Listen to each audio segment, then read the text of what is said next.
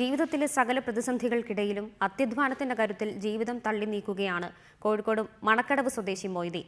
വിധി ക്യാൻസറിന്റെ രൂപത്തിൽ ഒരു കാൽ കവർന്നെടുത്തിട്ടും വിധിയെ നാണിപ്പിച്ച് ജീവിക്കുകയാണ് മണക്കടവിന്റെ സ്വന്തം സാഹിബ്. മണക്കടവുകാരുടെ സാഹിബാണ് മൊയ്തീനിക്ക. 8ാമത്തെ വയസ്സ് മുതൽ മീൻപിടുത്തം ജീവിതമാർഗമാക്കിയ മൊയ്തീനിക്കയുടെ ജീവിതത്തിൽ കരിനിഴൽ വീഴുന്നത് 1993-ലാണ്. ക്യാൻസർ ബാധിച്ചതിനെ തുടർന്നാണ് ഒരു കാൽ മുറിച്ചു മാറ്റിയത്. പക്ഷേ വിധിയോട് തോറ്റുകൊടുക്കാൻ സാഹിബ് തയ്യാറായില്ല. വൈകുന്നേരങ്ങളിൽ പഞ്ചായത്തിന്റെ കാരുണ്യത്തിൽ ലഭിച്ച വെപ്പുകാലം വെച്ച് മൊയ്തീനിക്ക തന്റെ ഫൈബർ വെള്ളത്തിൽ മീൻപിടുത്തത്തിനിറങ്ങും. 4 മണിക്കും കവർ ഇവിടുന്ന് പോവും. പുലർച്ചെ വരൂ. 5 മണി 6 മണിയാവും. പിന്നെ അംശം വരുമ്പോഴേ ഇവിടെ മീൻ ഉണ്ടാവും. അപ്പോൾ ബേപ്പൂര് ഫറോക്ക് കൊടമ്പുഴ ആ ഭാഗം പോകണം. അവിടെ പോയാൽ എന്തെങ്കിലും ചിലപ്പോൾ കിട്ടൂ.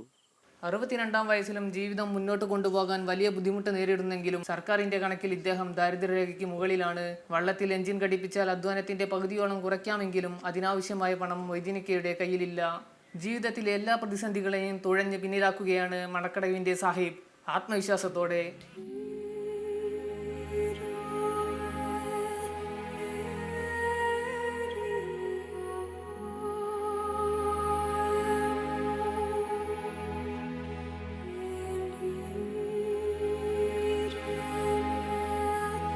ക്യാമറമാൻ പ്രവീൺ മാധവനൊപ്പം നിതിൻ ലാൽ, റിപ്പോർട്ടർ, കോഴിക്കോട്.